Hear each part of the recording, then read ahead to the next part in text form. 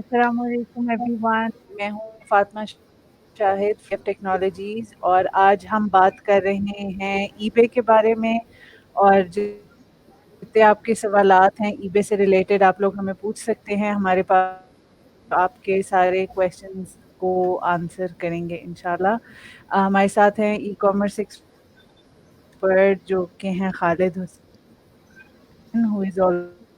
हमारे साथ हैं मिसेस मिसबा कामरान जो कि लाइक वर्चुअल असिस्टेंट काम कर रही हैं ईबे पे। तो आपके दोनों से जो भी क्वेश्चन हो आप लिखते जाइएगा और इंशाल्लाह वी विल स्टार्ट टेकिंग। तो अच्छा मैं स्टार्ट करती हूँ आपसे खालिद भाई कि टाइम डिस्कस कर रहे थे शॉपिफाई के बारे में, उसमें क्या पोटेंशियल है, ओवरऑल क्या बिजनेस मॉडल्स हैं और पाकिस्तानियों के लिए क्या है। तो कैन यू हेल्प? शॉपिफाई से या ईबे के मुतालिक मैं थोड़ा आप समझ नहीं जिस पाया तरह क्वेश्चन। मैं पूछ रही थी कि जिस तरह हमने उस सारे को एड्रेस किया था ना, अच्छा कि जिस जी। तरह हमने शॉपिफाई पे डिस्कशन की थी, तो इसी तरह के पहले आप बताएं कि ईबे फंक्शन किस तरह करता है। अच्छा बिल्कुल जो हम बेसिक बातें कर लें कि जिस तरह हमें अमेज़न को देखते हैं वो एक मार्केट प्लेस है, आप एज़ अ बिज़नेस पर्सन जाकर अकाउंट बनाते हैं और चीज़ें बेचते हैं। इसी तरह हमने शॉपिफाई की बात की कि शॉपिफाई जो है अपनी वेबसाइट आप बनाते हैं, मार्केट प्लेस नहीं है जहाँ आपको कुछ मिले। और ईबे की मिसाल कंज्यूमर टू कंज्यूमर वाले मार्केट प्लेस है। जैसे हम शुरू में हर बिजनेस मॉड्यूल में बताते हैं कि बिजनेस टू बिजनेस मॉड्यूल है, अलीबाबा उसकी सबसे बड़ी एग्जांपल है। बिजनेस टू कंज्यूमर मॉड्यूल में अमेज़न, दराज ये या अपनी वेबसाइट बना लें आप शॉपिफाई वो। ईबे का जो बेसिक मॉड्यूल था या अब तक भी है वो कंज्यूमर टू कंज्यूमर का है, जैसे ओएलएक्स का है। बेसिकली वो ओएलएक्स वाला मॉड्यूल है ईबे का कि आप एक ही अकाउंट बनाते हैं, उस पर आप परचेजिंग भी कर सकते हैं, सेलिंग भी कर सकते हैं।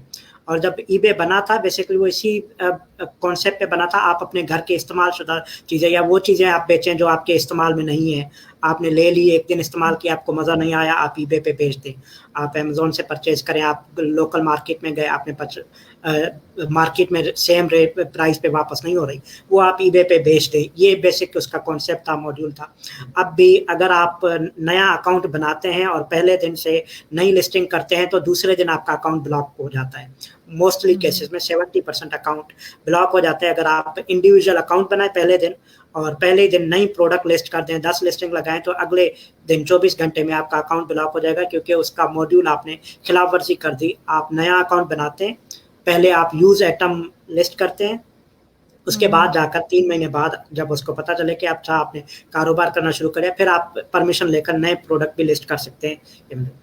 पोटेंशियल की बात की जाए तो बहुत ही सिंपल है बनिस्बतन अमेज़न के या शॉपिफाई से भी ज़्यादा सिंपल इसलिए कि जैसे आपने पाकिस्तानी बहुत सारे ओएलएक्स यूज़ करते हैं ना, सिंपल ऐसे ही एक ही अकाउंट बनता है, लेकिन मसला वही पाकिस्तानियों को आता है कि आपका पेमेंट प्रोसेस कैसे होगा, क्योंकि ईबे सिर्फ काम करता है पेपाल, और ये पेपाल की सिस्टर कंपनी है या पेपाल इसकी सिस्टर कंपनी है। EBay is owned by PayPal या पेपाल ओन्ड बाय ईबे, एक ही चीज़ है ये दोनों। इसलिए अमेज़न और पेपाल का नहीं बनता आपस में। तो आपके लिए मसला आ जाता है पेमेंट प्रोसेस एक ही है। पेपाल बनाने के लिए आपको Pakistani as a Pakistani resident आप नहीं बना सकते। उसके लिए आपको अपनी रेजिडेंसी शो करनी पड़ेगी उन 130 कंट्रीज के अंदर जहाँ पेपाल एलिजिबल है। वहाँ की अगर आप रेजिडेंसी शो कर देते हैं, वो लीगली हो जाता है कि आप किसी भी एलिजिबल कंट्री के अंदर अपनी कंपनी बनाएं और अपना पेपाल बना लें। तो पेपाल के साथ साथ आप ईबे बना सकते हैं। ईबे में कानूनन कहीं नहीं लिखा हुआ डॉक्यूमेंट्स में कि आप पाकिस्तानी एज एलिजिबल नहीं है, लेकिन एहतियातन हम कह रहे होते हैं कि जब आप पेपाल यूज़ कर रहे हैं, कनेक्ट करते हैं यूके का या यूएस का, तो ईबे भी वहीं का यूज़ करें, उसी आईपी के साथ इस्तेमाल करें। तो आप बहुत आसानी से स्टार्ट कर सकते हैं ईबे पर। अगर आपने बिजनेस स्टार्ट करना है तो मेरा जो अपना पर्सनल तजर्बा भी रहा है, आप $500 से भी स्टार्ट कर सकते हैं, क्योंकि मोस्टली ड्रॉप शिपिंग का मॉड्यूल इस्तेमाल होता है। आपने कोई लंबी इन्वेंट्री खरीद कर ईबे के पास भेजनी नहीं है। मैनेज सर्विसेज अभी रिसेंटली उन्होंने स्टार्ट की है एफबीए की तरह। जो उनका मैनेज्ड वेयर हाउस वगैरह, वो भी सिर्फ यूएस के अंदर ट्रायल बेसिस पे अब चल रहा है, यूके में अभी तक नहीं आया, ऑस्ट्रेलिया में नहीं आया। तो आप लिस्ट करते हैं प्रोडक्ट, वॉलमार्ट की प्रोडक्ट देखिए आपने, वो लिस्ट कर लिया, आपने किसी सप्लायर के साथ कॉन्ट्रैक्ट कर लिया कि मैं आपकी प्रोडक्ट जो है लिस्ट करूँगा ईबे के ऊपर, अपनी शॉपिफाई के ऊपर, जब ऑर्डर आएगा आपने शिप कर देना है। तो अपनी वेबसाइट जब आप ड्रॉप शिपिंग में करते हैं शॉपिफाई पर, तो आपको मार्केटिंग का बजट चाहिए ईबे के ऊपर, क्योंकि अपनी ट्रैफिक बहुत है, ऑलरेडी ट्रैफिक आ रहा है। तो आपने 2 लिस्टिंग लगाई, उसमें आपको दूसरे तीसरे दिन वैसे ही ऑर्डर आ जाने होते हैं। ऑर्डर आया, आपको पेमेंट फ़ौरन आ जाती है, क्योंकि पेपाल के ज़रिए लोगों ने पे की, आपके पेपाल में आ जाएगी, लेकिन पेपाल होल्ड करता है 7 से 14 दिन के अंदर, डिपेंडिंग ऑन योर अकाउंट की एज क्या है, पिछला आपका क्या रहा है, प्रोग्रेस रिपोर्ट क्या है पेपाल के ऊपर। तो आपकी पेमेंट होल्ड होगी, 14 दिन के अंदर आपको पेमेंट मैक्सिमम मिल जानी है। 14 दिन का जो वर्किंग कैपिटल है वो आपको चाहिए। अगर आपकी डेली सेल हो रही है $100 की, फॉर एग्जांपल परचेजिंग जो है, तो आपको 14 दिन के लिए $1400 चाहिए। अगर आपके इससे कम है या आपको 7 दिन में मिल रही है, तो $100 डेली आपकी प्रोडक्ट परचेज कर रहे हैं, तो $700 में आपका बिजनेस स्टार्ट हो सकता है। ये इतनी इन्वेस्टमेंट चाहिए। और प्रॉफिट मार्जिन वही 15 से 25% तक लोग बेच रहे होते हैं। कुछ ऐसी यूनिक प्रोडक्ट होती हैं, स्पेशली यूज्ड आइटम में प्राइस गेस करना बहुत मुश्किल हो जाता है, तो लोग 50% प्रॉफिट मार्जिन पे भी बेच रहे हैं। मैं यूके की मार्केट का एक्सपीरियंस रखता हूँ, तो हमने 3000 पाउंड की सेल की है, उसमें 1000 पाउंड की का प्रॉफिट मार्जिन भी लिया है। 700 पाउंड 800 पाउंड तो आसानी से हो जाता था, लेकिन कुछ आइटम्स ऐसे थे जो 33% 30% प्रॉफिट मार्जिन दे रहे होते थे, बाकी 15 to 18% प्रॉफिट मार्जिन। ये पोटेंशियल है कि आप अगर इन्वेस्ट करते हैं, 3000 पाउंड की सेल कर लेते हैं, $3000 की सेल कर लें, तो $1000 आप आसानी से कमा सकते हैं। $800 तो बहुत आसानी से लोग कमा भी रहे हैं, $700-800। अच्छा, सही। अच्छा, सही है ये। अच्छा, मिसबा आपसे मैं पूछूंगी अब कि आप जिस तरह किसी और का अकाउंट था, एक इन्वेस्टर का, जो आप हैंडल कर रही थी, तो आप थोड़ा सा उसके बारे में बताएं कि बेसिकली वो सब क्या था और उसमें क्या क्या काम इन्वॉल्व होता है। जी मिसबा। असल में जी अस्सलाम वालेकुम। I was taking care of an account, जो कि एक यूके में एक पर्सन थे, वो वहीं पे रहते थे और उनका ईबे का अकाउंट था। क्योंकि मैंने जो अकाउंट है वो खुद से क्रिएट नहीं किया था, और मुझे क्रिएटेड अकाउंट था, यूके का ही एक बंदा था। यू कैन से कि मैं उनके साथ एक एज ए वर्चुअल असिस्टेंट काम कर रही थी। जिस तरह आप लोग स्टोर्स पे जाकर काम करते हैं, शायद वो तो ज्यादा बहुत ही एक सिंपल काम हो जाता है, ये भी इसी तरह ही होता है। आप घर बैठे किसी का स्टोर देख रहे होते हैं, ठीक है। तो उसमें जो था उनका जो मॉडल था वो ये था, वो FBM करते थे, यानी कि फुलफिल बाइंड द मर्चेंट। वो खुद से फुलफिलमेंट करते थे। बेसिकली उन्होंने आइकिया के वो मेंबर थे। तो आइकिया की जो मेंबर्स होते हैं उनको कुछ मतलब वो कुछ जो चीजें वो परचेज करते हैं, उनको 10% या 15% ना उनको उनके कार्ड के ऊपर जो है ना ऑफ मिलता है, ठीक है, एक्चुअल प्राइस से, जो कि प्राइसेस उनकी वेबसाइट पर डिस्प्ले होती हैं या इस तरह करके होता है। तो वो मेंबर थे वहाँ के आइकिया के, और वो वहीं पे usually used to sit there, IKEA में ही बैठे रहते थे। क्योंकि आइकिया जो एक बहुत बड़ा स्टोर है, वो डेली भी अपनी एक सेल्स एंड परचेज भी लगाता है, जो लोग विजिट करते हैं। वेबसाइट्स के ऊपर प्राइसेस डिफरेंट होती हैं, और जो लोग विजिट करते हैं डेली परचेजेस भी होती हैं। किसी दिन 50% ऑफ है किसी प्रोडक्ट के ऊपर। फॉर एग्जाम्पल एक जो बास्केट्स होती हैं किचन के अंदर, बहुत सिंपल प्रोडक्ट थी, ठीक है, और उसके ऊपर एक दिन तकरीबन 60% ऑफ था। तो ही purchase like 100 items of those. उन्होंने वो 100 खरीद ली और 100 लाके उन्होंने घर में रख ली, ठीक है। उनके पास थोड़ा सा बेसमेंट में उन्होंने अपना एक वो भी बनाया हुआ था, वेयर हाउस भी बनाया हुआ था, जहाँ पे वो चीजें स्टोर भी करते थे, जो कि अच्छी प्राइस मिल रही है। और जरूरी नहीं, 2 तरह से वो डील कर रहे थे। एक ही होता था कि जैसे रिक्वेस्ट आई ही उन्होंने वो परचेज नहीं की चीजें। उन्होंने मुझे कह दिया कि अपने स्टोर के ऊपर हमारे जो रग्स हैं, आइकिया के ऊपर जितनी भी रग्स अवेलेबल हैं, ठीक है, वो सारी आप मेरे स्टोर पे जाके लिस्ट कर दें। ये उसीलिए कर सकते थे क्योंकि उनका अकाउंट जहाँ वो था वो 3 to 4 years ओल्ड था, ठीक है। नए अकाउंट्स के साथ आप ऐसे नहीं कर सकते। उनको हर मतलब जब नया अकाउंट स्टार्ट करते हैं, आपकी कुछ परचेज होती है, तो आपको कुछ आइटम्स फिर मिलते हैं कि आप इतने कर सकते हैं। अब लिस्ट पे कुछ अर्से बाद आपको खालिद साहब आपको इस चीज से ज्यादा फेमिलियर होंगे कि वो with the passage of time आपको इंक्रीज करते हैं आपकी लिस्टिंग। तो उनके पास जो था वो बहुत बड़ा मार्जिन था। He could list like 4000 to 5000 articles, ठीक है। उनका इतनी सेल्स उनकी अच्छा खासा उनका था। तो वो he was free of that thing, उनको इस चीज की टेंशन नहीं थी कि उन्होंने कितनी लिस्ट करनी है, ठीक है। तो आई यूज्ड टू लिस्ट, मैं इनकी सारी ड्रग्स की जो रेंज थी वो लिस्ट कर देती थी, ठीक है। उसमें आपको पता है कि फिर आपकी लिस्ट जो है वो ऑप्टिमाइज होनी चाहिए, तो I have to be very careful. फिर उसके बाद आइकिया जो है वो इन्फ्रिंजमेंट भी करती है कि आप डायरेक्टली वहां से पिक्चर जो है अपलोड नहीं कर सकते ईबे के ऊपर, ठीक है। वी यूज्ड टू, हमें ट्रीट करनी पड़ती थी वो चीज, जो पिक्चर है वो पहले जाके हमें किसी सॉफ्टवेयर में और में अपलोड करनी पड़ती थी, वहां से उसको ट्रीट करके हम इनके वेबसाइट के ऊपर अपलोड करते थे। But we used to mention कि आइकिया की ये प्रोडक्ट है। कुछ प्रोडक्ट्स अमेज़न से भी बाजू का ऐसा होता है कि अमेज़न जो है कुछ प्रोडक्ट्स के ऊपर जो है वो बहुत ज्यादा डिस्काउंट ऑफर करता है। जैसे ये लॉन मोवर्स हैं, उसके ऊपर बहुत ज्यादा डिस्काउंट आया था और इस तरह करके, तो ही यूज्ड टू परचेज, वहां से वो 3 लॉन मोवर्स उन्होंने खरीद लिए और साथ ही आके उन्होंने अपने ईबे के स्टोर के ऊपर वो लिस्ट कर दी, ठीक है। जो लिस्ट करते थे वो वही प्राइस करते थे जो कि मार्केट प्राइस है, ठीक है। अब जैसे आइकिया की भी हम जो इतना था कि आइकिया की जो प्राइसेस थी हम उससे भी, क्योंकि हमारे पास अगर हम आइकिया से अगर वो कोई चीज वो ऑर्डर करा रहे हैं तो उनको जो प्राइसेस वेबसाइट पर डिस्प्ले हैं उसमें इंक्लूसिव नहीं है डिलीवरी चार्जेस, इसलिए हमने जो चार्जेस वहाँ पे जो प्राइसेस डिस्प्ले होती थी हमने वो मुझे उनकी एक तो लिस्ट बनानी होती थी, दूसरी मुझे प्राइस भी खुद से एनालाइज करनी होती थी कि कितना मुझे उस प्राइस के लिहाज से कुछ प्राइसेस में ऐड करनी पड़ती थी कि वो आइटम जो है वो कितना हैवी है या कितना लाइट है, और उसके लिहाज से मैं उनकी प्राइस भी कैलकुलेट करके उनकी लिस्ट के ऊपर एक डिफरेंट प्राइस शो करती थी, ठीक है। फिर हमें असल में एक बहुत डिटेल था वर्किंग। सेकेंडली सबसे इम्पोर्टेंट चीज जो एक वर्चुअल असिस्टेंट का काम होता है, अगर somebody is trying to cater, जो लोग नहीं बताते हैं कि क्या काम है, सबसे जो इम्पोर्टेंट काम होता है ईबे के साथ रिलेटेड वो है कस्टमर हैंडलिंग। कस्टमर अगर आपको एक नेगेटिव फीडबैक दे जाता है या 2 नेगेटिव फीडबैक्स दे जाता है तो आपकी जो है जो लिस्टिंग है वो जो उसकी जो वैसे ही मार्केटिंग जो है जो शो होती है कस्टमर को वो बहुत पीछे चली जाती है, ठीक है।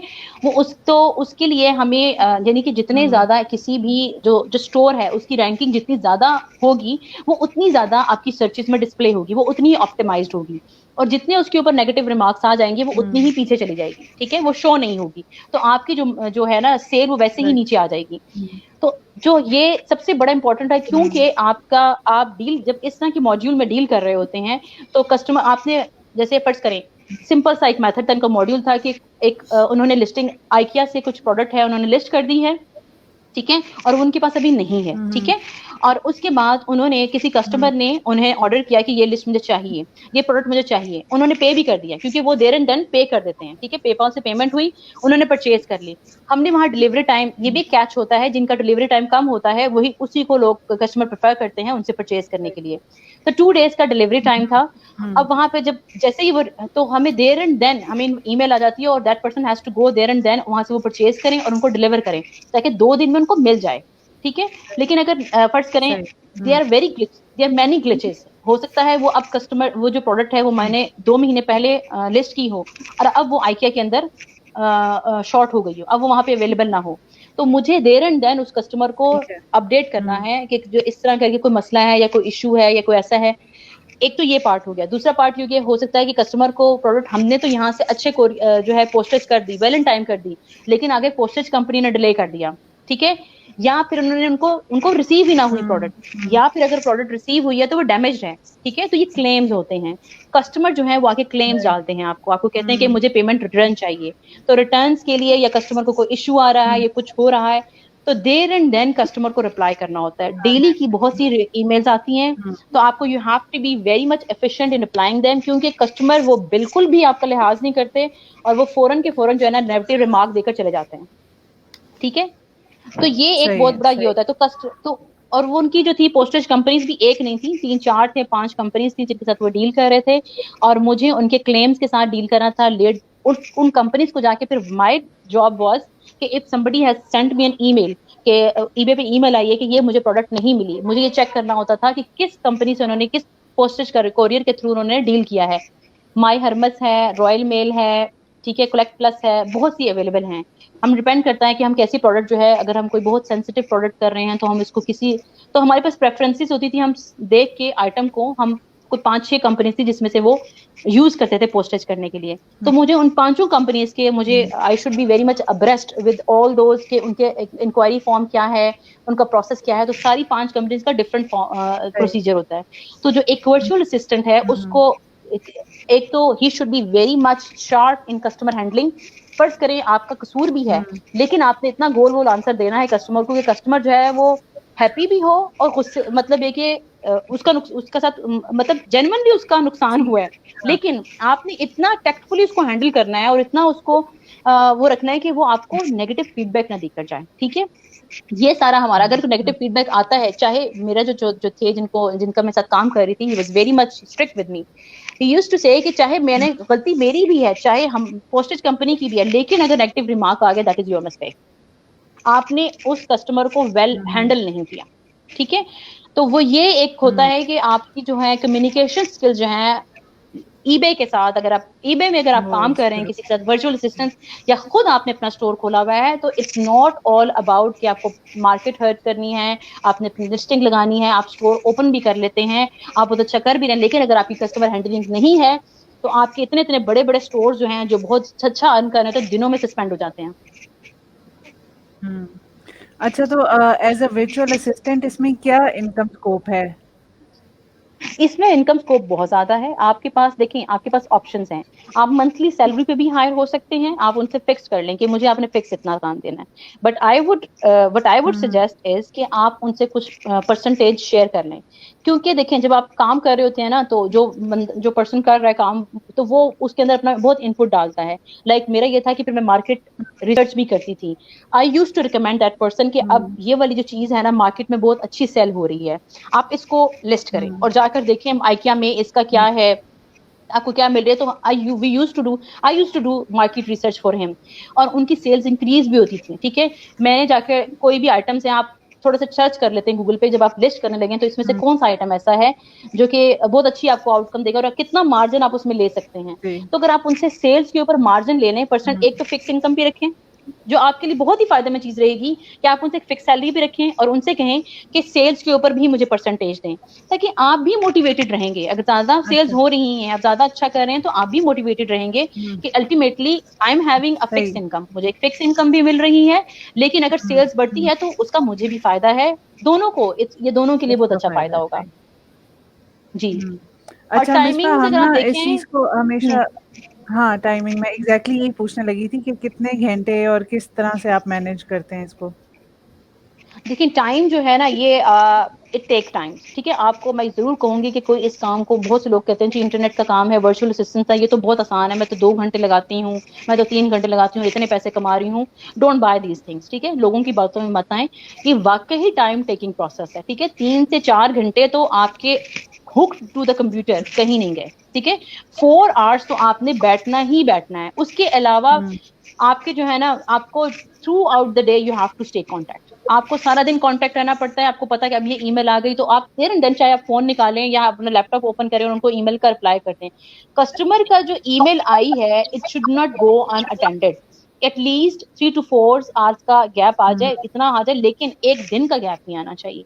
ठीक है, कस्टमर बहुत ज्यादा आयरेट हो जाता है अगर उसको जो है, अगर वो पे कर चुका है, स्पेशली अगर वो पे कर चुका है किसी आइटम के बारे में और उसको जवाब अगर कोई नहीं जवाब आ रहा, तो वो बहुत आयरेट होता है। ठीक है, तो आई यूज टू डू, मैंने एक नई स्ट्रेटेजीज निकाली थी उनके साथ। आई यूज टू वर्क कि मैंने कहा, मैं एक उनको जो कोई परचेज करता था तो मैं एक उसको एक एज अ वेलकम ईमेल भी, क्या कहते हैं उसको, वो भी कर्टेसी ईमेल भी भेज देती थी कि thank you very much for purchasing with us, and जो कि लोग नहीं करते, तो they use to feel very highlighted. फिर 4 आवर्स के बाद उन्होंने नहीं भी पूछा तो मैं उनको ट्रैकिंग नंबर भिजवा देती थी कि आपका जो आपने आइटम परचेज किया है, हमने शिप कर दिया है और इसका ट्रैकिंग नंबर ये है, आप खुद भी इसको ट्रैक कर सकते हैं और ये आपको इतने दिनों में पहुंच जाएगा। अगर आपको कोई इनकन्वीनियंस आता है तो do let me know, I will be here. जितना आप कस्टमर सर्विस को जितना आप प्रोफेशनल कर सकें तो उतना ही ईबे ज्यादा सक्सेसफुल है। अच्छा, और ईबे भी मैं ना साथ साथ ट्रैक करता है। जी जी, अच्छा जी जी। अच्छा, मैं चाह रही थी कि साथ साथ हम थोड़े बहुत क्वेश्चंस लेते जाएं। और अच्छा, समरीज पूछ रही हैं कि वीपीएन होना जरूरी है ईबे के लिए? जी खालिद भाई। ईबे की अपनी वेबसाइट पे कहीं नहीं लिखा हुआ कि आप पाकिस्तान से एज अ सेल नहीं कर सकते। जैसे मैंने बताया आप पाकिस्तान से अकाउंट बना सकते, लेकिन फिर वही मसला आएगा, आप पेपाल कनेक्ट करेंगे, वो पेपाल पाकिस्तान का तो है नहीं, ना ही पेपाल पाकिस्तान में है, तो या आप यूएस का पेपाल यूज़ करेंगे या यूके का, तो उसके लिए वीपीएन सिर्फ नहीं बल्कि वीपीएस यूज़ करें, या आप कोई भी रिमोट कंप्यूटर सिस्टम ज़्यादा सेफ रहता है।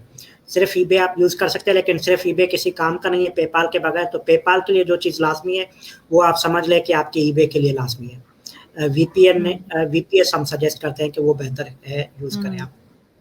ठीक है। अच्छा शाहनवाज, आप पूछ रहे हैं कि आपको अपने किसी ईबे के क्लाइंट के लिए कुछ पूछना है, तो आप पूछ सकते हैं इधर ही प्लीज़, जो भी आपका क्वेश्चन है। और सलमान ज़ेब, मुझे आपका क्वेश्चन समझ नहीं आया। Any information regarding practical test result of for lecturer? I don't know कि इसका क्या मतलब है, आपको थोड़ा सा एक्सप्लेन करना पड़ेगा। अच्छा खालिद भाई, मैं आपसे पूछूंगी कि जो ईबे पे किन लोगों के लिए, जिस तरह स्टूडेंट्स के लिए या जो बिल्कुल ही इसमें नए हैं लोग, वो मतलब किन के लिए ये ज़्यादा फीजिबल है? स्पेशली हाउस वाइफ्स हैं, अगर कितना टाइम हमें देना होता है इस पे डेली, अगर हम एज इन्वेस्टर काम कर रहे हैं? देखिए एक तो टाइम का तो मिसबा ने भी बता दिया कि कितना टाइम आपको रिक्वायर है। जो टाइम स्टोर मैनेजिंग में लग रहा है वो तो आपको लाजमी देना है। मतलब कस्टमर में बेसिकली काम ई कॉमर्स में सबसे ज़्यादा यही होता है कि आपने लिस्टिंग करनी है और कस्टमर्स को मैनेज करना है, कस्टमर के फीडबैक वगैरह के लिए।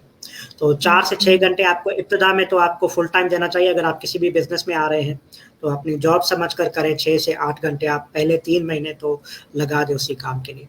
दूसरा ये बिजनेस मॉड्यूल है कम इन्वेस्टमेंट से जो स्टार्ट करना चाहते हैं, और ये बेसिकली ड्रॉप शिपिंग का मॉड्यूल ज़्यादा काम करता है। अगर आपका कोई बंदा या आपके कोई रिलेटिव्स हैं यूएस में, यूके में, जहाँ पर आप वेयर हाउस खुद मैनेज कर सकते हैं तो बहुत अच्छी बात होती है। या आप थर्ड पार्टी लॉजिस्टिक हायर करते हैं तो एज आ इन्वेस्टर आप इन्वेस्ट करें अच्छे पैसे। फिर जैसे मिसबा ने भी बताया कि कभी कभार आप लिस्ट कर देते हैं एक प्रोडक्ट अपने सप्लायर से 2 महीने पहले, 2 महीने बाद ऑर्डर आता है तो वो सप्लायर के अपने पास भी नहीं है, तो आपको इश्यूज आना शुरू हो जाते हैं। और वो कस्टमर का जो फीडबैक है बुरा एक बार आएगा। आपको पता है जैसे अमेजोन पे होता है, एक नेगेटिव रिव्यू आपकी सारी रैंकिंग गिरा देता है, इसी तरह सेम ईबे पे होता है, आपकी एक बैड रिव्यू जो है आपकी रैंकिंग गिरा देगा। तो आपने प्रोडक्ट डिलीवर करनी है, और ड्रॉप शिपिंग के अंदर ये वाले इश्यूज आ रहे होते हैं कि आपके पास इन्वेंट्री नहीं है, आप श्योर नहीं है कि आपके सप्लायर के पास कितनी है या कितनी है, अनटिल अनलेस कि आपने सप्लायर के साथ कोई ऐसा कॉन्ट्रैक्ट किया हुआ है कि मैं 10 प्रोडक्ट लिस्ट करूंगा तो 10 उन्होंने आपके लिए रखनी ही रखनी है, वो भले 10 दिन में सेल हो या 1 महीने में सेल हो। इस तरह के कॉन्ट्रैक्ट्स बहुत सारे सप्लायर्स के साथ हो जाते हैं, बहुत मिनिमम सिक्योरिटी डिपॉजिट के साथ, कि उनकी जो प्रोडक्ट है वो भी ज़ाया ना हो। आप ऐसा ना 6 महीने बाद कहें कि मैं तो सेल ही नहीं कर रहा, वो 10 प्रोडक्ट तो हो सकता है सीजनल हो, अब अगले सीजन में सेल नहीं हो रही। इसलिए बेसिक सिक्योरिटी डिपॉजिट के साथ जो है बहुत सारे सप्लायर ऐसा कॉन्ट्रैक्ट कर लेते हैं कि आपके लिए प्रोडक्ट निकाल कर रख देते हैं, 10 यूनिट 15 यूनिट जो आपने कहे थे, वो जो भी एग्रीमेंट। तो ये बेसिकली फिजिबल है हर उस बंदे के लिए जो $1,000-1,200 से स्टार्ट करना चाहता है यूएस यूके मार्केट के अंदर ड्रॉप शिपिंग का बिजनेस। $200-400 प्रॉफिट ले, $1,000 में आसानी के साथ $250-300 आ जाते हैं। और पाकिस्तान के में स्टूडेंट या हाउस वाइफ के लिए $300 बहुत अच्छी इनकम होती है, 50,000 बन जाते हैं। तो सबके फिजिबल है जो अगर करना चाहे। सिर्फ आपको मसला होगा पेपाल साइन अप के लिए, उसके लिए हम कई बार सेशंस कर चुके हैं जिसमें हमने ड्रॉप शिपिंग वाले सेशन में बताया है, अमेजोन के लिए भी करते हुए हम, क्योंकि बाकी मार्केटिंग में इस्तेमाल कर रहे होते हैं अमेजोन में, पेपाल का बता चुके हैं। या इसके लिए हम अलग से सेशन रख सकते हैं लाइव पूरा कि क्या क्या रिक्वायरमेंट होती है आपको पेपाल बनाने के लिए। ईबे का अकाउंट बिल्कुल सिंपल, इतना सिंपल है कि आप फेसबुक का अकाउंट साइन अप कर रहे हो, सिर्फ ईमेल एड्रेस चाहिए आपको, फ़ोन नंबर चाहिए, एड्रेस चाहिए, लेकिन उसके साथ पेपाल चाहिए। वो पेपाल आपने अटैच करना था जब आप सेलिंग करने जा रहे हैं। अच्छा, मुझे आपसे अच्छा एक चीज़ यहाँ मैं इनपुट जी जी करना चाहूंगी। जी जी अच्छा, मुझे जिस तरह हमारा जो ईबे के अंदर सबसे इम्पोर्टेंट चीज़ है जो हम एक तो नेगेटिव फीडबैक भी होता है, ऊपर से अगर हम आउट ऑफ स्टॉक भी शो कर देते हैं 2 दफ़ा या 3 दफ़ा, तो वो भी बहुत बड़ा नेगेटिव इम्पैक्ट आता है। ठीक है, क्योंकि इसलिए ये बहुत ज्यादा केयरफुल होना पड़ता है कि आपकी जो प्रोडक्ट है जो आपने लिस्ट की है, अगर आप ड्रॉप हुँ, शिपिंग कर रहे हैं तो उसमें हुँ, आपकी जो प्रोडक्ट है वो आपको उसका ट्रैक होना चाहिए कि वो आउट ऑफ स्टॉक ना हो। आउट ऑफ स्टॉक भी हुँ, equally goes as a negative impact. ठीक है, तो उसके लिए आई रियली डोंट नो आप लोगों के शॉपिफाई के सेशन में क्या डिस्कस हुआ। तो उसमें एक ओब्रेलो की सॉफ्टवेयर होता है जो कि आपको जिसके साथ भी लिंक करते हैं तो आपको बैकअप पे बताता रहता है। वो एक सॉफ्टवेयर है, आपको एक एक्स्ट्रा सॉफ्टवेयर जो है वो आप लेते हैं और वो आपको बताता है कि जिस जिस भी वेबसाइट से आप ड्रॉप शिपिंग कर रहे हैं, वो जो आपने प्रोडक्ट लिस्ट की हुई है उसकी क्वांटिटी वहां पर कितनी रह गई है। तो ये एक बहुत सही। हेल्पफुल सॉफ्टवेयर होता है। तो इसी तरह से हुँ, ईबे के साथ भी कुछ लोगों ने प्लगइन्स किए हुए हैं, जैसे कुछ क्रॉलर्स हैं, कुछ इस तरह करके सॉफ्टवेयर्स हैं जो आपको मिलते हैं। आइकिया के साथ तो मुझे नहीं पता क्योंकि आई बस बेसिकली डीलिंग विद आइकिया। और भी बहुत से ऐसे स्टोर्स हैं जो कि आईबिया जो ईबे वाले जो लोग हैं जो ये करते हैं, मोस्टली ये लोग करते हैं पाकिस्तान से बैठे हुए। बाहर के जितने भी हुँ, स्टोर्स हैं उनके स्टोर की वो प्रोडक्ट्स वो सिर्फ लिस्ट कर लेते हैं और पाकिस्तान से बैठ अच्छा, के यूं ही करते हैं कि वहां से खरीदते खुद खरीद लेते हैं और उनके अंदर जो डिलीवरी एड्रेस है ना, अपना डिलीवरी एड्रेस डालने की बजाय उनका डिलीवरी एड्रेस डाल देते हैं। लेकिन सही। उसमें ग्लिच सिर्फ यही आता है कि उसमें जो डिलीवरी का टाइम है आप उसको कंट्रोल नहीं कर सकते, आप ट्रैक नहीं कर सकते। ठीक है, और आप हुँ, ट्रैक नहीं कर सकते क्योंकि जो ईबे का कस्टमर है वो आपको ट्रैकिंग के ऊपर जाता है कि मुझे ट्रैकिंग नंबर चाहिए। और ईबे भी बाजुकात जब आपको कोई चीज आपको कोई कंसर्न आता है या नेगेटिव, जैसे नेगेटिव फीडबैक आ गया है तो आप उसमें क्लेम भी करते हैं। ईबे की एक पॉलिसी बहुत अच्छी है कि वो नेगेटिव फीडबैक्स रिमूव भी करते हैं, अमेजोन वाले रिमूव नहीं करते। ईबे हुँ, वाले नेगेटिव फीडबैक्स रिमूव भी करते हैं और ये बहुत चैलेंजिंग पार्ट है and I was expert in that. तो वो उसमें ये होता है कि आपने वो अंदर के उनके वे अबाउट्स होते हैं, मोस्टली पीपल डोंट नो कि आपने कौन से ट्रिक्स प्ले करने हैं कि आपका वो फीडबैक जो है वो रिमूव भी हो जाता है। आप क्लेम करते हैं, आप उनके जाके प्ली करते हैं उनको जाके ईबे वालों को कि जो कस्टमर ने हुँ, नेगेटिव फीडबैक मुझे दिया है he wasn't right about it. ठीक है, लेकिन हुँ, उसको जब आपने सपोर्ट करना है, अगर आप ड्रॉप शिपिंग कर रहे हैं और आप उसको उनको वो ट्रैकिंग की प्रूफ नहीं दे सकते तो फिर आप वो आपका जो है ना जो जो केस है वो डिक्लाइन हो जाता है। तो हुँ, इसलिए जो लोग, क्योंकि लोगों अगर if they are trying to open the eBay तो उनको ये सारे एस्पेक्ट्स बहुत अच्छी तरीके से क्लियर होने चाहिए कि किसी भी मॉड्यूल में अगर वो जा रहे हैं तो उनके पास उसके प्रूफ्स होने चाहिए। आई थिंक खालिद साहब can better shower light on this thing. हुँ। जी बिल्कुल, तो आपने जितनी इंफॉर्मेशन शेयर की है ये काफ़ी है लोगों को समझने के लिए। अच्छा जी, एक हमारे पास है what is the new manage payment on eBay? EBay अपना ऐसा समझे बैंक लॉन्च कर रहा है, जिसमें आपकी पेमेंट सिर्फ पेपाल का ऑप्शन था जो बहुत डिस्टर्बिंग होता था। अब वो अपना बैंक लॉन्च कर रहा है ईबे कि जब वहाँ पर पेमेंट आपकी मैनेज होंगी, आपके अकाउंट में ट्रांसफर होंगी, आप अपना बैंक अकाउंट डायरेक्टली अटैच कर पाएंगे, बजाय आपके पेपाल में जाए फिर आप अपने बैंक में मंगवाएं। अब आप पेपाल, लेकिन ये भी अब ट्रायल में यूएस में स्टार्ट हो चुका है, यूके में अब तक शायद आई गेस नहीं आया। हमारे अकाउंट में अभी तक शो नहीं हो रहा क्योंकि बेटा वर्जन जब भी होता है किसी भी प्रोग्राम का, वो आहिस्ता आहिस्ता कुछ अकाउंट्स को दी जाती है सर्विसेज। अगर ये यूके में कर रहे हैं, आपके पास आ गया है तो आप ट्राई कर सकते हैं अपनी मैनेज पेमेंट सर्विस, जैसे अमेजोन कर रहा है, डायरेक्टली आपके बैंक अकाउंट में भेज देता है पेमेंट, बजाय किसी पेमेंट प्रोसेस के जरिए भेजे। तो ईबे भी अब यही कर रहा है और ये बेहतर है सेलर्स के लिए। मेरी ज़ाती राय ये है कि ये बेहतर ऑप्शन है। हुँ।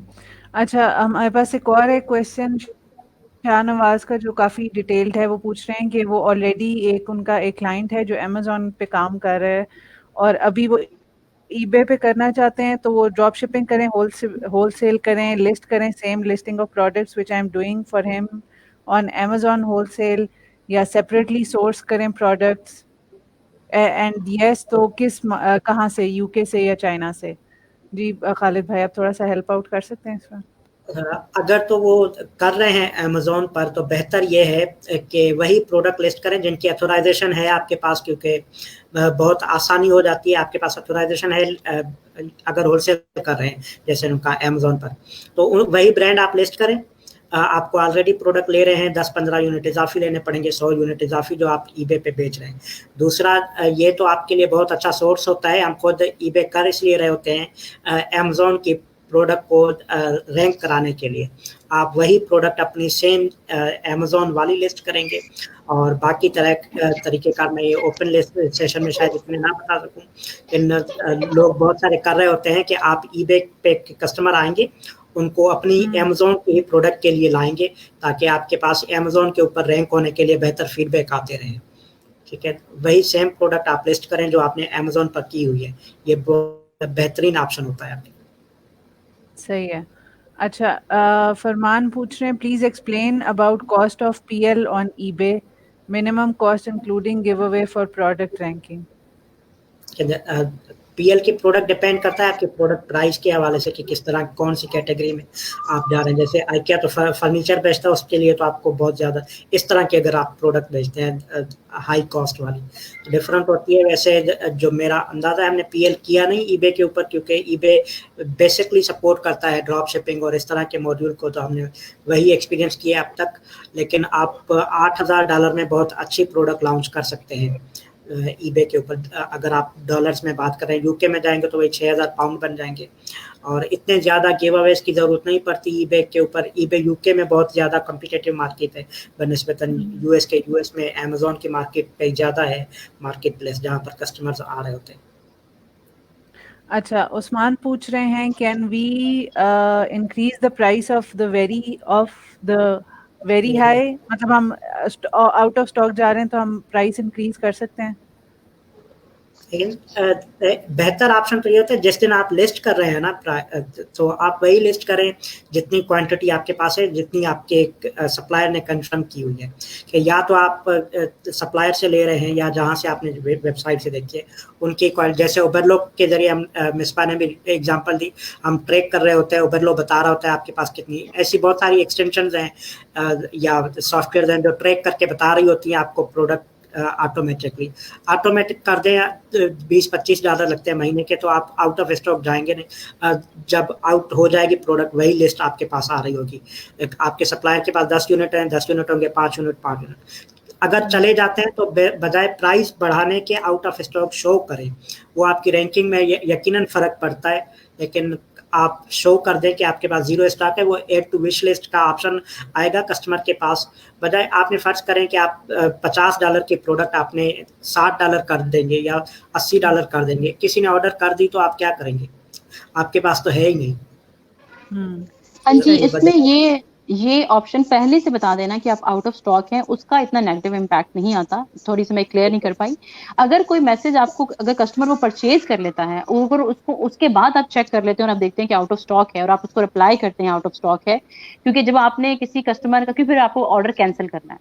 जो ऑर्डर कैंसिलेशन है ना, एक्चुअली वो नेगेटिव इम्पैक्ट डालता है। ठीक है, तो ऑर्डर कैंसिलेशन में सबसे जो ऊपर, अगर आउट ऑफ स्टॉक, उसमें आपको ऑप्शंस दी होती हैं। ठीक है, ऑर्डर कैंसिलेशन अगर करते हैं तो वो भी आप उसमें भी बड़े ट्रिकी होके जो है ना वो आप अगर फर्ज करें आउट ऑफ स्टॉक भी जा रहे हैं आप, तो अगर हम उसमें कोई और लिख देते हैं, customer wanted other kind of product और समथिंग, और भी ऑप्शंस होती हैं, लेकिन वो कस्टमर से शेयर होती है, कस्टमर को उसको सेकंड करना होता है। ठीक है, तो आप कस्टमर को बजाय इसके कि आप इस चीज से इग्नोरेंट रहें और कहें कि अगर आएगी ईमेल, अगर मैं देखूंगा और अगर आउट स्टॉक हो तो मैं इसको लिख के भेज दूंगा कि I was out of stock, तो वो जो कस्टमर है, वो जो अगर ऑर्डर जो कैंसिलेशन, क्योंकि आपने ऑर्डर तो कैंसिल करना है, आपके पास तो है नहीं, आप आउट ऑफ स्टॉक हो चुके हैं, जो कैंसिलेशन ऑफ ऑर्डर है ना, दैट इज वेरी मच ये आपके लिए बड़ा चैलेंजिंग होता है।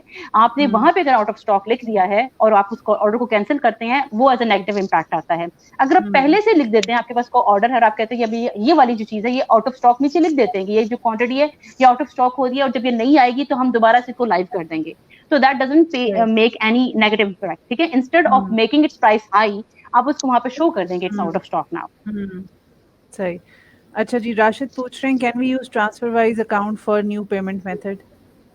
जी, जहाँ पर अवेलेबल हो चुका है। यूके में तो ट्रांसफर बहुत आसानी से एक्सेप्ट हो जाता है। यूएस का हमें एक्सपीरियंस नहीं है कि यूएस में बहुत कम ऐसे, जैसे अमेज़न भी यूएस में एक्सेप्ट नहीं करता आजकल, तो वो कहता है बैंक अकाउंट ही कर, क्योंकि transfer wise is a transfer channel, not a proper bank. अलबत्ता मोन्जो अगर आपके पास है तो वो प्रॉपर रेगुलाइज्ड बैंक है। अब मोन्जो शुरू में नहीं था, अब वो रेगुलाइज्ड बैंक है, तो अगर मोन्जो है तो वो 100% एक्सेप्ट हो जाता है।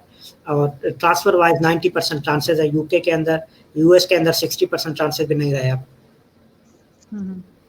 अच्छा, शाहनवाज पूछ रहे हैं कि ईबे पे do we have to do ranking और PPC, like rank our product to compete others और just price war? Within platform market आप कर सकते हैं उसको रैंक करने के लिए, compete करने के लिए जितना आप करना चाहें। मोस्टली एक तो दो तरीका कार है बेचने के, एक ऑक्शन प्राइसिंग करते हैं हम। आपकी प्रोडक्ट है $10 में आपने सोर्स की थी, अब आप 20 में बेचना चाहते हैं, आप पहले उसको लिस्ट कर देते हैं 25 की, एक्शन करेंगे लोग कि मुझे 22 में लेनी है, 21 में लेनी है, और आप ऑटो सेट कर दें कि जो भी 19 की प्राइस एक्शन करे तो उसको सेल में चली जानी चाहिए। एक ये मॉड्यूल होता है। दूसरा वही फिक्स प्राइस वाला, जैसे हम अमेजोन पे, शॉपिफाई पे कर रहे होते हैं कि इसकी प्राइस जो है इसी में पे करेंगे और हो जाएगा। तो दोनों मॉड्यूल चल रहे होते हैं। कभी कभार हम मोस्टली 3 दिन के लिए नई प्रोडक्ट को लगाते ही एक्शन में है ताकि वो रैंक हो जाए, कम प्राइस में भी दे दे, हम सेल कर दें। उसके ऊपर जितनी एक्शंस आती हैं, जितनी ज़्यादा लोग करें, उससे रैंकिंग आपकी बढ़ रही होती है। वो ये विदाउट पेमेंट के होती है, मतलब आपका सिर्फ डिस्काउंट दे रहे होते हैं, आपकी पेड मार्केटिंग नहीं हो रही थी। इसके अलावा पेड मार्केटिंग आप करते हैं, पे पर क्लिक है या डिजिटल मार्केटिंग, जो भी उसको नाम दें आप, उसके जरिए आप रैंक कर सकते हैं यकीन। हाँ जी, सही। इसके अंदर अच्छा, काफ़ी ऑप्शंस हैं अवेलेबल मार्केटिंग की। और सेकेंडली, अगर आपने वैसे ही अपनी लिस्ट की रैंकिंग अच्छी रखनी है तो उसमें आपकी लिस्ट जो है ना वो प्रॉपर्ली सबसे पहले ऑप्टिमाइज होनी चाहिए। बहुत अच्छी ऑप्टिमाइज हो लिस्ट तो वैसे उसकी रैंकिंग बड़ी अच्छी हो जाती है। इसके बाद ही बहुत सी ऑप्शंस हैं यहाँ पर, आपको ये सर्च करनी पड़ेगी। उनकी प्रमोशंस की बहुत सारी आपके पास ऑप्शंस अवेलेबल हैं जहाँ पे आप अपनी लिस्ट को जो है ना वो प्रमोट कर सकते हैं और अपनी रैंकिंग बढ़ा सकते हैं। लेकिन it's different from Amazon completely. सही। अच्छा, खालिद भाई, इसमें अगर जैसा आपने बताया था कि आप $1000 से भी स्टार्ट कर सकते हैं बिजनेस अपना, तो लॉस के कितने चांसेस होते हैं?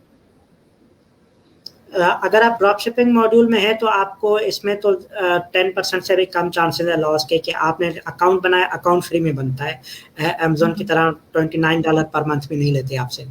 पेपाल का अकाउंट बनाने में जो आपके चार्जेस लगे, क्योंकि आप पाकिस्तान में रहते हैं, तो वो आपकी इन्वेस्टमेंट होती है टोटल पेपाल अकाउंट बनाने में। इसके बाद जब आप लिस्ट करते हैं प्रोडक्ट, सेम जस्ट लाइक दराज या OLX, जब आपकी सक्सेसफुल सेल होती है उस पर 10% ईबे के चार्जेस हैं, 2.9% पेपाल के चार्जेस हैं, वो आपके ऊपर लगते हैं, बाकी जो आपने प्राइसिंग की थी। सक्सेसफुल सेल के ऊपर ईबे आपसे रेफरल फी लेता है और पेमेंट प्रोसेस आपसे उसके चार्जेस लेता है। ये आपकी सेल। अगर आपकी स्ट्रेटजी बेहतर थी, प्रोडक्ट रिसर्च सही कर लिया आपने, तो फिर आपको लॉस के चांसेस बहुत कम है, क्योंकि आपकी इन्वेस्टमेंट नहीं है, आप ड्रॉप शिपिंग मॉड्यूल में चल रहे हैं। हम प्रीफर भी यही करते हैं कि ईबे के ऊपर वही मॉड्यूल करें जब तक ईबे की मैनेज्ड वेयर हाउस सर्विसेज नहीं दे देता तब तक, या आप थर्ड पार्टी लॉजिस्टिक हायर नहीं कर लेते तब तक आप ईबे को ज़्यादा इन्वेस्टमेंट का मॉड्यूल ना देखें। सिंपली आप सप्लायर के साथ एग्रीमेंट कर लें, आपने परचेज की लिस्ट कर दी, उनकी प्रोडक्ट जिस दिन ऑर्डर आता है आप पे करते हैं, आप परचेज करते हैं, कस्टमर तक पहुंच जाती है, आपके अकाउंट में पैसे आ जाते हैं, तो लॉस के चांसेस इसमें बहुत कम है। अच्छा, मैं ना 3 सवाल हैं, जल्दी-जल्दी से आप बस 1 लाइन के आंसर दे दें। एक ये है कि on Amazon and eBay prices should be same, क्या होनी चाहिए प्राइसेस का? ये देख लें, अमेज़न की फ़ीस और ईबे की फ़ी अगर आप निकाल रहे हैं उसी फ़ीस के अंदर, तो फिर आप सेम ही रखें, अदरवाइज़ आप चेंज भी कर सकते हैं। हम मोस्टली ज़्यादा प्राइस में भी लगा रहे होते हैं। अक्सर ऐसा है कि $25 में हम अमेज़न पे सेल कर रहे हैं, ईबे पे 26 में सेल कर रहे होते हैं। $1 $2 हमेशा इजाफी रखते हैं। ये स्ट्रेटजी लग रही होती है। कभी कभार हम एक्शन में फिर डिस्काउंट दे देते हैं या वाउचर जनरेट कर लिया कि ये 24 में आज ले लें। तो अगर आपकी फीस बाकी कवर हो रही है, अपनी प्रोडक्ट है आपकी जो अमेज़न पे लगाई हुई है, वो सोर्सिंग प्राइस निकाल कर ईबे की फीस और पेपाल की फी ऐड करें, बाकी अपना प्रॉफिट मार्जिन रखकर इंक्लूड कर दे, वो आप कम भी कर सकते हैं, ज़्यादा भी कर सकते हैं। ठीक है। अच्छा, आई हैव राशिद पूछ रहे हैं, I have eBay Australia, can I use transfer wise of UK with different name? नहीं, डिफरेंट नेम वाला फार्मूला तो बिल्कुल नहीं चल सकता। और मैं ऑस्ट्रेलिया के बारे में बिल्कुल श्योर नहीं हूँ कि वहाँ मैनेज पेमेंट सर्विस लॉन्च हुआ है कि नहीं, क्योंकि यूएस में तो कंफर्म हो चुका है, यूके के कुछ अकाउंट का बीटा सर्विस के जरिए दी गई है। ऑस्ट्रेलिया में मैं अभी तक श्योर नहीं हूँ कि वो है या नहीं, पहले आप कंफर्म कर लें जो ऑस्ट्रेलिया में कर रहे हैं। अच्छा जी। और रिमोट पीसी ऑफ क्लाइंट या फिर वीपीएस, क्या यूज करना? वीपीएस कर लेते हैं तो बेहतर है। रिमोट पीसी भी अगर आपको क्लाइंट या पीसी के हर वक्त एक्सेस है जब आप करना चाहते हैं, फिर क्योंकि क्लाइंट का पीसी टाइम जोन डिफरेंट होते हैं हमारे, खासतौर यूएस में तो 10 घंटे का डिफरेंस है, यूके के अंदर 5 घंटे का। अगर हर वक्त आपको अवेलेबल है तो क्लाइंट का पीसी यूज कर लेता, VPS is a better option. अच्छा, शाहनवाज पूछे, how will I use Amazon warehouse for eBay listing? ये बहुत टेक्निकल सवाल है। देखिए, आप अमेज़न का वेयर हाउस यूज़ नहीं कर सकते, आप ऑर्डर करते हैं अमेज़न से एज़ अ बायर, आप खुद नहीं करते, आपका कोई दोस्त कर रहा होता है, जो आपने ईबे के कस्टमर को भेजना होता है। सही है। अच्छा जी, थैंक यू सो चलिए मच इतना है। खालिद भाई and Misbah for your time, और आई होप कि इससे आप सारों को थोड़ी-सी गाइडेंस मिली होगी हाउ टू स्टार्ट, और जो भी आप इन्वेस्टमेंट करना चाहते हैं या एज़ बीए करना चाहते हैं काम। Thank you so much both of you, और अल्लाह हाफ़िज़। अल्लाह हाफ़िज़।